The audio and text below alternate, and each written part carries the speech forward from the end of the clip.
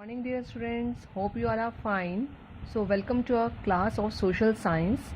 So students, we have covered the chapter number 1 before summer break. Now today we will start chapter number 2 of civics, that is constitutional design.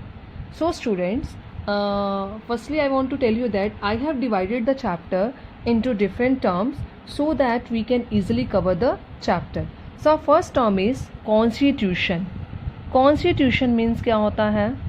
Means constitution is a set of rules, written rules, set of written rules. Written rules means जहाँ पर हर चीज़ written में लिखी जाती है, ठीक है, और that is accepted by people. मतलब ऐसे लॉज बनाए जाते हैं जो सब लोगों को एक्सेप्ट हो.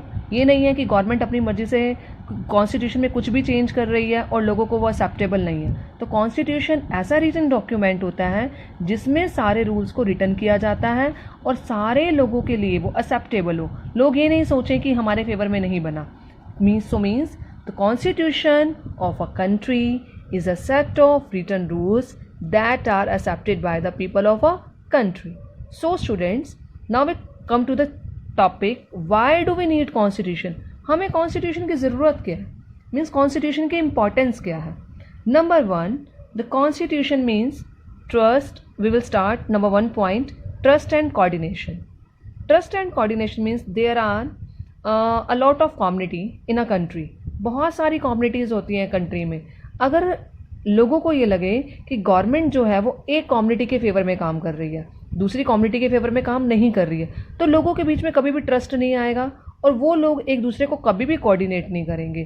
तो एक कॉन्स्टिट्यूशन में ऐसे रूल्स होने चाहिए कि जिसमें कोई भी डिस्क्रिमिनेशन ना हो, whether the people is rich, poor, चाहे वो हाई सोसाइटी से बिलोंग कर रहा है या लो सोसाइटी से बिलोंग कर रहा है, सबके लिए इक्वल राइट्स होने चाहिए, सबके लिए इक्वल प्रोविजंस होने चाहिए, ताकि लोग आसानी से ट्रस्ट और कोऑर्डिनेशन की तरह काम कर सकें.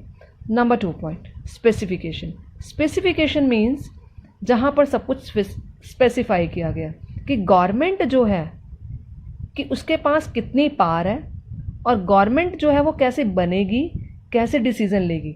जैसे यहाँ पर ये नहीं है कि जो पर्सन रिच है, मान लो अमीर पर्सन है, अंबानी है, अब अंबानी के पास पावर है तो अंबानी सोचेगा मैं लीडर बन जाऊँ. नो, यहाँ पर पूरा एक प्रोसीजर होता है जिसको फॉलो करना पड़ता है कि हमने एमएलए कैसे चूज़ करना है, हमने एमपी कैसे चूज़ करना है, हमने प्रेसिडेंट कैसे चूज़ करना है, प्राइम मिनिस्टर कैसे चूज़ करना है. तो हमने हमारा एक पता होना चाहिए कि गवर्नमेंट जो है, हाउ द गवर्नमेंट, की गवर्नमेंट बनेगी कैसे, वो सब कुछ डिफाइंड होता है. उसके बाद है rights and duties. Right and duties means इसमें कॉन्स्टिट्यूशन में एवरीथिंग इज़ रिटन. मीन्स कि गवर्नमेंट के पास क्या पावर है और गवर्नमेंट अपनी पावर को कैसे यूज़ करेगी. ये नहीं है कि गवर्नमेंट की पावर को लिमिट करती है वो कॉन्स्टिट्यूशन. ये नहीं है कि गवर्नमेंट एक्सेस में अपनी पावर को यूज़ करे और लोगों के जो राइट्स हैं उसको वायलेट करे. तो लोगों को भी राइट्स दिए जाते हैं कि अगर गवर्नमेंट कुछ गलत कर रही है तो people has right to go against the government और गवर्नमेंट के अगेंस्ट खड़े हो सकते हैं. Number 4 point is good society.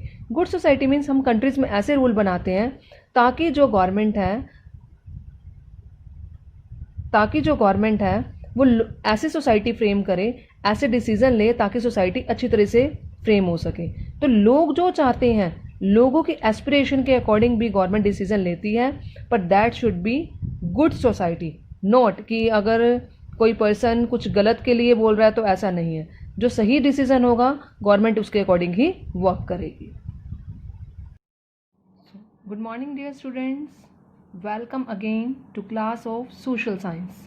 So dear students, in our previous lecture we have covered 2 topics, constitution and its features.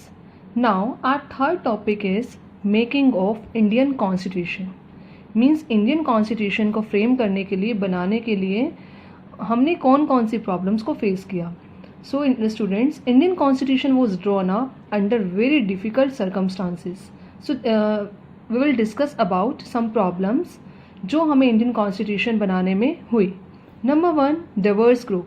India is a very large country in which large number of people live here who belong to different caste, culture, geography and religions. So जब हमने India का constitution frame करना था तो हमें mind में एक बात थी, मतलब कॉन्स्टिट्यूशन मेकर्स के माइंड में एक बात थी कि सारे ग्रुप्स को हमें कैसे एकोमोडेट करके चलना है कि कोई भी ग्रुप ये ना सोचे कि मैं इस कंट्री से अलग हूँ। सब ग्रुप्स के बारे में, सब ग्रुप्स के फेवर में, सब ग्रुप्स की भलाई के लिए हमें ऐसे रूल्स बनाने थे जिससे सब ग्रुप्स को ये लगे we are a part of a country. तो हमें सबसे ज़्यादा प्रॉब्लम ये आई कि हमें सारे ग्रुप्स को एकोमोडेट करके चलना था, यूनिटी को फ्रेम करके चलना था। So second point, partition on the basis of religious group. Constitution बनाने से पहले हमारी जो कंट्री इंडिया थी, पार्टीशन हुआ। As we all know that India और पाकिस्तान दोनों अलग हो गए थे on the basis of religion, Hindu and मुसलमान।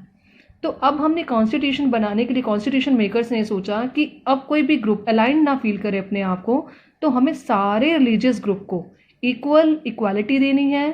स्टेट किसी भी रिलीजियस ग्रुप को प्रमोट नहीं करेगा, ऐसे रूल्स और रेगुलेशंस बनाने हैं और सारे रिलीजियस ग्रुप्स को पूरा का पूरा राइट मिले, उनके अंदर कोई भी डिफरेंसेस ना हो। तीसरा था problems of integration of princely state. जब देश आज़ाद हुआ तो सारी प्रोविंशियल स्टेट्स थी, उससे पहले सब राजा थे, राजा स्टेट्स को गवर्न करते थे, उसके ऊपर शासन करते थे। तो अब जब देश आज़ाद हुआ तो प्रिंसली स्टेट्स को ये बोला गया whether you want to be a part of India, whether you want to be free और you want to be part of Pakistan, या आप फ्री रहना चाहते हैं, अपनी इंडिपेंडेंट कंट्री बनाना चाहते हैं, या आप इंडिया के साथ मर्ज होना चाहते हैं, या फिर आप पाकिस्तान के साथ मर्ज होना चाहते हैं। तो एक मेजर प्रॉब्लम थी हमारी कंट्री के साथ कि हमें इन प्रिंसली स्टेट्स को कैसे अपने में एकोमोडेट करके चलना है, कैसे इन सारी स्टेट्स को अपने में समा के चलना है, ताकि ये सारी जो प्रॉब्लम्स हैं इंडियन कॉन्स्टिट्यूशन मेकर्स को आई, जो उन्होंने इंडियन कॉन्स्टिट्यूशन बनाने में धीरे धीरे इन प्रॉब्लम्स को सॉल्व किया। तो नंबर 1 प्रॉब्लम थी diverse group, number 2 partition on the basis of religious differences, number 3 partition of integration of princely states. Students, our fourth topic is the constituent assembly. Means who were the makers of constitution. ये question सबके mind में आया होगा, constitution किसने बनाया और कैसे बनाया। So here is the answer, constitution was framed by the members of the constituent assembly. Constitution जो कॉन्स्टिट्यूएंट असेंबली के मेंबर्स थे उन सब ने बनाया। अब कॉन्स्टिट्यूएंट मेंबर्स कौन थे?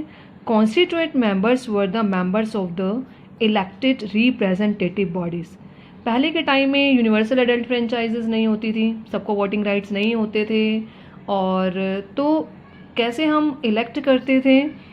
जो भी प्रिंसली स्टेट के किंग होते थे, राजा होते थे, उनको राइट होता था वो अपने में से एक पर्सन्स को चूज़ करते थे जो वहाँ की स्टेट को गवर्न करता था। तो वो सारे के सारे स्टेट्स के जो इलेक्टेड मेंबर्स थे वो मेंबर्स होते थे कॉन्स्टिट्यूएंट असेंबली के मेंबर्स। तो ये कॉन्स्टिट्यूएंट जो मेंबर्स थे ये कहाँ से इलेक्ट हुए? प्रोविंशियल लेजिस्लेटिव काउंसिल, जो कब फ्रेम हुई है? जुलाई 1946 में। और इसकी फर्स्ट मीटिंग हुई थी, the first meeting was held in December 1946। Before partition जो कॉन्स्टिट्यूएंट असेंबली के मेंबर्स थे वो पहले 389 थे, पर पार्टीशन के बाद कॉन्स्टिट्यूएंट असेंबली के जो मेंबर्स थे वो कम हो गए, क्योंकि जिसमें पाकिस्तान के जो एरिया इन्वॉल्व थे अब वो पाकिस्तान का कॉन्स्टिट्यूशन बनाएंगे, वो इंडिया के कॉन्स्टिट्यूशन में इन्वॉल्व नहीं होंगे। तो आफ्टर पार्टीशन कितने मेंबर्स बचे?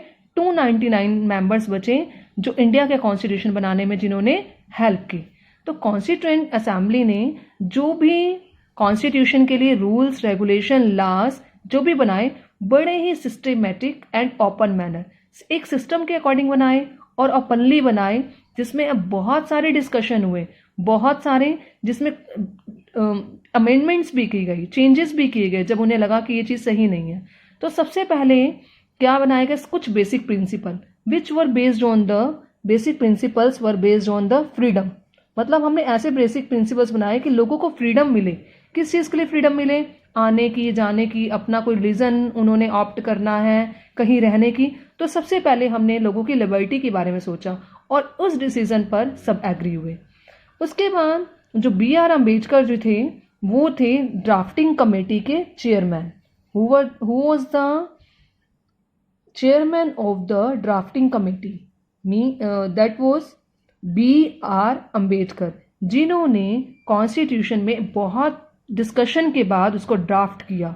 और जब कॉन्स्टिट्यूशन बना उसके लिए बहुत सारे सेवरल राउंड्स लिए गए, कितने दिन लग गए, जिसमें कॉन्स्टिट्यूशन में ये देखा गया कि कोई पर्सन, कोई कम्युनिटी है, कोई रिलीजियस ग्रुप है, कोई एथनिक ग्रुप है, वो छूट ना जाए, जिसमें सब लोगों के फेवर में बात की जाए ताकि लोग उसको आसानी से एक्सेप्ट करें। क्योंकि अगर एक भी ग्रुप छूट जाएगा तो लोगों को कॉन्स्टिट्यूशन पे विश्वास नहीं होगा। और कॉन्स्टिट्यूशन हमने ट्रस्ट के लिए बनाया था, कोऑर्डिनेशन के लिए बनाया था, ताकि सब लोग आसानी से रह सकें। तो सेवरल राउंड्स इसमें हुए, डिस्कशन किए गए।